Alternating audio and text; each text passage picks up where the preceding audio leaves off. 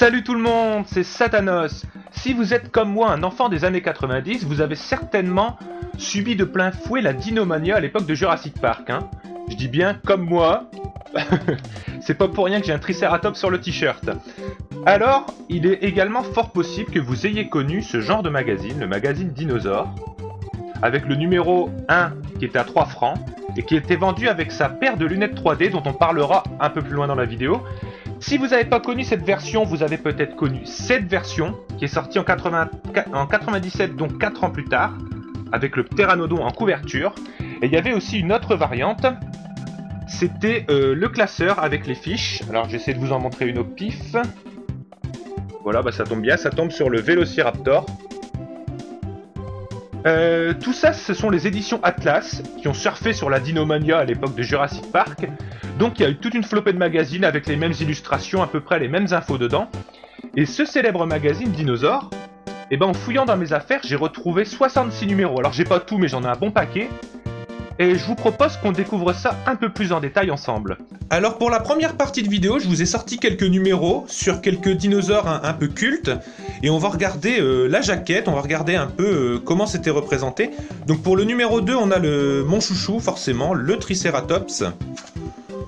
Avec son dossier, qui a sa propre fiche d'identité. Et en double page intérieure, à chaque fois dans ces magazines, on avait, ça c'est très moche, on en reparlera plus tard, mais voilà, au milieu du magazine, on avait une double page, un genre de poster, et là c'est un troupeau de Triceratops qui essaie de se défendre contre un couple de tyrannosaures. Pour le numéro suivant, je vous ai pris le stégosaure, que certains appellent le stégosaure quand ils ont très faim. Voilà le stégosaure, avec aussi une très jolie illustration ici.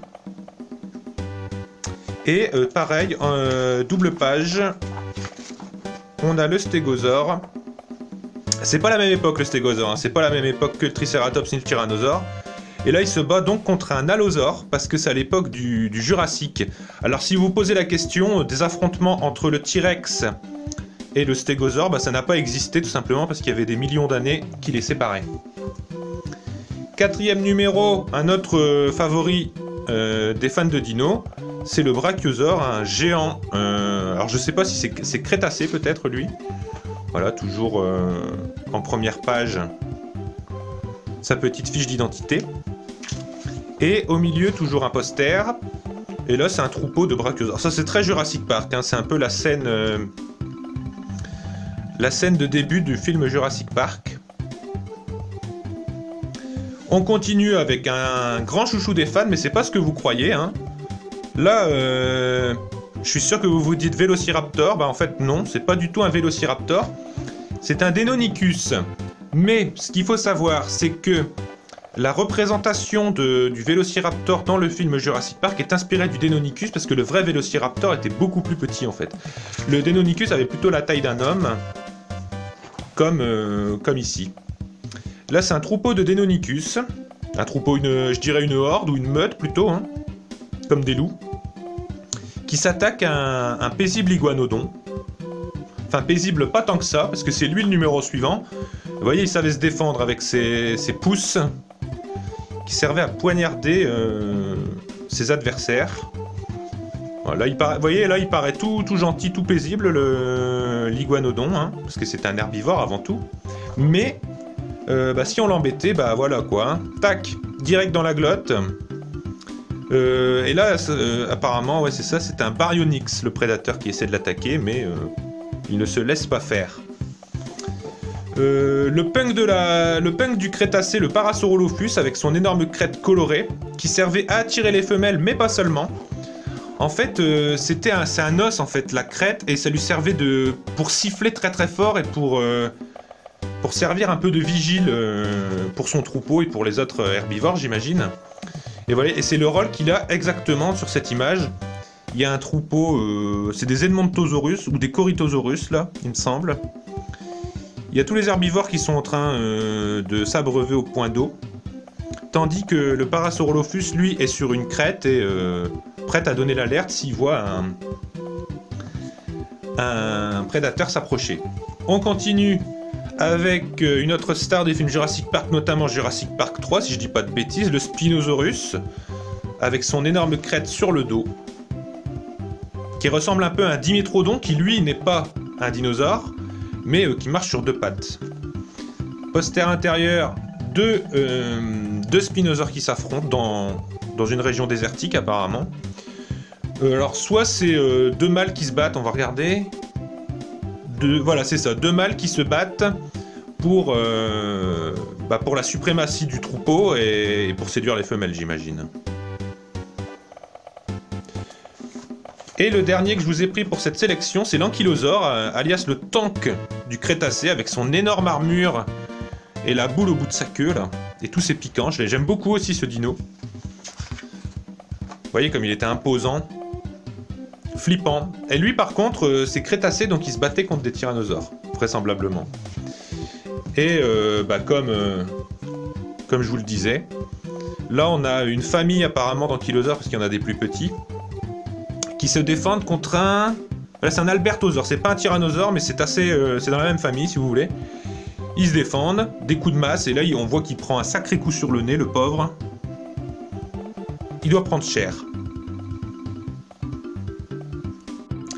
Maintenant, on va regarder plus en détail le numéro 1, parce que c'est celui que la plupart des gens ont eu, et souvent, ils ont eu que ce numéro, tout simplement parce qu'il était vendu à 3 francs au lieu de 19 francs 50, c'est le numéro 1 qui mettait à l'honneur le tyrannosaure. Vous voyez, j'ai un peu abîmé moi quand je l'ai ouvert, parce qu'il y avait la paire de lunettes qui était offerte avec, et on va voir à quoi ça sert après.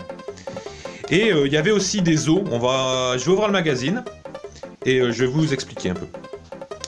Alors, en fait, avec le magazine, on avait la paire de lunettes 3D et surtout on avait des os en plastique comme ça, phosphorescents. Si je trouve une image sur internet du dino complet, je vous le montrerai. C'était des os phosphorescents et au bout de 8 numéros, on avait le squelette entier du tyrannosaure en fait. Moi je l'ai eu, le tyrannosaure, je l'ai eu en entier, je l'ai assemblé, il était très joli, sauf que ma mère s'est assise dessus. Elle lui avait cassé une vertèbre, du coup après il penchait un peu mon tyrannosaure, et il a fini à la poubelle, c'est assez dommage. Là il y a le sommaire, mais c'est moi qui vais vous le faire le sommaire. On a une illustration du tyrannosaure. Et c'est la première partie du magazine, c'est la fiche d'identité. Donc en fait, ça présente un dinosaure, notamment le dinosaure star, celui de la jaquette, le tyrannosaure, Tyrannosaurus Rex. Voilà, là on a une photo du fossile en fait de ses os. On a une petite fiche d'identité là, à quel moment il a vécu, donc on voit que c'est dans le Crétacé. Et ça c'était assez iconique de ce genre de magazine, c'était la petite échelle pour voir à quel point c'était plus grand que nous. Là, on a une illustration, il vient de bouffer un Parasaurolophus. Et ensuite, on avait deux petites fiches d'identité sur deux autres dinosaures. Alors, je vais vous parler un peu de l'Avaceratops parce que j'ai lu ce magazine pour préparer cette vidéo. Et là, ils expliquent qu'il a une courte corne sur le nez, comme on voit sur l'image. Sauf que, forcément, le magazine, il date de 93 et il y a eu d'énormes avancées en paléontologie depuis. Et il n'y a plus du tout... on s'est rendu compte qu'il n'y a pas qu'une corne, il y a 3 cornes. Un peu comme le Triceratops, mais en plus court. Alors, je vais vous trouver une illustration, puis je vais vous montrer comment est représenté l'Avaceratops en 2019. Là, on a le Dicraesaurus, qui est un herbivore, façon Diplodocus, un peu, et qui vivait durant le Jurassique. Ensuite, là, on avait des dossiers un peu plus scientifiques, un peu plus archéologiques, un peu plus culturels, quoi. Et donc là, on explique les différentes périodes... pour voir qu'en fait, les dinosaures, ils sont assez proches de nous à l'échelle de la planète Terre, de l'apparition de la vie.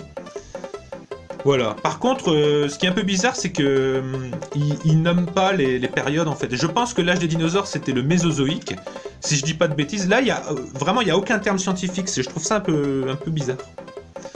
Voilà, là, il parle des œufs. Là, il y a un dossier, il parle de... ce qu'était la vie avant les dinosaures, donc l'apparition de la vie, voilà, les êtres unicellulaires, pluricellulaires, les insectes, les poissons, les reptiles comme le Dimétrodon, les insectes, puis les dinosaures.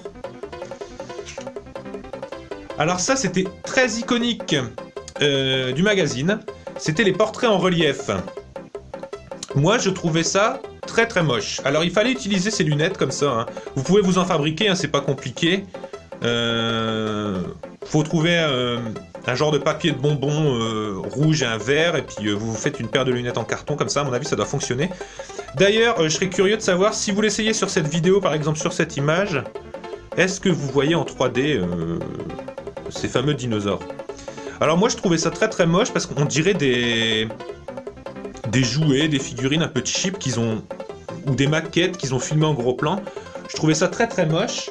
C'est pour ça que ils ont fait ça pendant quelques numéros, et ensuite, alors là je vous sors le numéro 60 combien 63. Bien plus tard, ils ont fait des trucs comme ça et c'était beaucoup plus joli. Hein. C'était un dessin en relief. Alors j'essaie de bien vous le filmer pour que vous le voyez en 3D. Voilà. C'était quand même beaucoup plus joli que ces espèces de... Ça me fait penser à des figurines, mais ça me fait penser aux méchants, vous voyez, dans les trucs genre Bioman ou Power Ranger. Des trucs faits en carton-pâte, pas très jolis. Ça, mais c'était très iconique du magazine, en fait. Là, on a le poster intérieur avec un T-Rex qui a pas peur de se casser les dents sur un ankylosaure, justement. Toujours un peu des trucs culturels. Là, on explique quelle est la différence entre les reptiles et les dinosaures, parce qu'ils n'ont pas les pattes positionnées de la même façon, vous voyez. Et on explique... Alors, ça aussi, c'est un point de débat. Ils disent que les ptérosaures, les ptéranodons, ne sont pas des dinosaures car les dinosaures ne volent pas. Sauf qu'en fait, on s'est rendu compte depuis que les oiseaux sont des dinosaures. Et on fait même la distinction, on dit dinosaures non aviaires quand on veut parler de ces dinosaures-là, du Mésozoïque. Mais les oiseaux, techniquement, sont des dinosaures. Donc les dinosaures ne volaient pas, ça se discute. Et du coup, je me demande si certains oiseaux du Mésozoïque, comme l'Archéoptérix, n'étaient pas eux-mêmes des dinosaures. Je me pose la question, j'ai pas vérifié. Hein. Là, une petite enquête, on explique les fossiles. En fait, comment on part de ce fossile-là qui est une dent, à taille réelle, comme ils disent. Je vous montre ma main à côté. Hein. C'est une belle dent, ça fait la taille de mon doigt, et sachez que j'ai des grandes mains. Voilà, comment on part d'une dent, et comment on arrive au fait que ce soit un mégalosaurus. C'est une petite enquête. Là, on explique comment se forment les fossiles, c'est intéressant aussi, ça. Voilà, on explique que le dinosaure tombe, il y a de la boue, etc. Ça se fossilise. Et puis là, il y a un gros caca, parce que les coprolites, donc les cacas de dinosaures, sont également des fossiles, tout comme les empreintes. Ça, c'était rigolo aussi, une petite bande dessinée. Il y en avait une à chaque numéro. Et là, ça raconte la découverte de l'iguanodon. Comment c'était un géologue apparemment, enfin c'était quelqu'un qui était passionné de géologie, voilà, il avait un hobby, la géologie, et il cherchait des pierres, et puis il a trouvé des pierres bizarres, et en fait il avait découvert des fragments d'iguanodon, et d'ailleurs qui avait très mal dessiné, parce qu'il avait dessiné la pointe au bout du nez, alors qu'en fait maintenant on sait que c'est sur les pouces. Un petit quiz à la fin pour voir si vous avez bien lu le numéro. Toutes les réponses sont dans le fascicule. Et il y a des petites anecdotes, comme l'Avaceratops, ça vient du nom de la femme du découvreur qui s'appelait Ava. Un petit trivia à la fin du numéro. Ça, c'était le contenu encyclopédique. La dernière page, c'est le contenu encyclopédique du magazine. En fait, on avait, par ordre alphabétique, tous les dinosaures, en fait. Enfin, tous les dinosaures découverts à l'époque, en tout cas. Et donc, on pouvait relier tous ces magazines un par un. Et ensuite, on pouvait utiliser ça, qui était fourni avec, qui était un récapitulatif des fiches d'identité, des portraits en relief, pour qu'on relie les numéros un par un, et qui ça en fasse une vraie encyclopédie sur les dinosaures. Vous voyez, A à Z, on voit tous les numéros. Là, il parle du prochain numéro qui sera à 10 francs au lieu de 19 francs 50. C'est pour ça aussi qu'il y a quelques personnes qui ont eu le numéro avec le Triceratops. On parle le sommaire du prochain numéro. Et à la toute fin, la dernière page, c'était assez rigolo. Pareil, un trivia en fait. Alors, je pense pas il n'y avait pas de courrier des lecteurs, hein, mais ils répondent. Une petite FAQ sur les dinosaures. Là, on explique que les dinosaures vivaient entre 30 et 70 ans, peut-être. C'était assez intéressant. Ah oui, autre chose, j'ai oublié de vous parler de ça. À un moment, dans le dossier sur le tyrannosaure, ils disent que le tyrannosaure est représenté avec 2 doigts, que le tyrannosaure avait 2 doigts. Et en fait, je me suis posé la question, moi j'ai regardé sur internet un peu, et en 2007, on a découvert, enfin ils disent dans le magazine, qu'on n'avait jamais trouvé de pattes entières, donc on supposait que comme son cousin l'Albertosaure, il avait 2 doigts. Et en 2007, on a trouvé un fossile de tyrannosaure avec 3 doigts, mais il y avait un doigt qui était vestigial, qui était atrophié si vous voulez. Et du coup, la question est encore ouverte, est-ce qu'ils avaient 2 doigts, vraiment 2 doigts, ou bien ils avaient 3 doigts, dont un qui était atrophié. Il y avait juste un bout d'os, il n'y avait pas vraiment de 3e doigt qui ne fonctionnait pas, si vous voulez. Alors, je vais vous parler d'autre chose. La réédition qu'il y avait en 1987, pour vous dire que Atlas, il se moquait un peu du monde à l'époque. Bon, déjà, ce qui me fait rire, c'est que le magazine, il s'appelle Dinosaure, et en première page, on montre un pteranodon qui est pas du tout un dinosaure. Pour un magazine qui se veut éducatif, c'est un peu étrange. On va voir le magazine, donc pour l'instant, pas de problème, un dossier sur le pteranodon. Et là, c'est marrant, ça me dit quelque chose, ces illustrations, ces pages. Ça vous rappelle rien? On continue. Ouais, zut, ça me rappelle vraiment quelque chose. On continue. Ah, le poster. En fait, quand ils ont fait la réédition en 97, Atlas, il se moquait quand même pas mal du monde. Ce sont exactement les mêmes pages que l'édition de 1993. Alors, vous allez vous dire, oui, mais... bon, c'était pour ceux qui l'avaient pas à l'époque, on va dire. Sauf que le vieux magazine... Il a 24 pages et la réédition, elle a 12 pages. Ce qui fait qu'ils ont enlevé la moitié des pages et ils le vendaient toujours à 3 francs pour le premier numéro, mais ils le vendaient 20 francs. En gros 2 fois le prix parce qu'il y a 2 fois moins de pages en fait pour la réédition. Je vais vous montrer une dernière chose. Et j'ai une surprise pour vous à la fin aussi. Comme j'étais très fan des dinosaures, mes parents m'achetaient beaucoup de choses sur les dinosaures. Et c'est le même genre, il y avait le classeur, qui était pas très pratique d'ailleurs pour tourner les pages. Je galère un peu. Voilà. On avait le classeur, c'est le même genre, c'était les mêmes illustrations. C'était les mêmes infos dedans. Voilà, c'était... Bon, graphiquement, ils avaient un peu changé, mais je sais pas de quelle année c'est, ça. Peut-être que certains d'entre vous ont eu cette version au lieu d'avoir les magazines. Les fiches, c'était sympa. Mais il y avait exactement les mêmes choses que dans le magazine. J'essaie de vous montrer la fin, je galère un peu.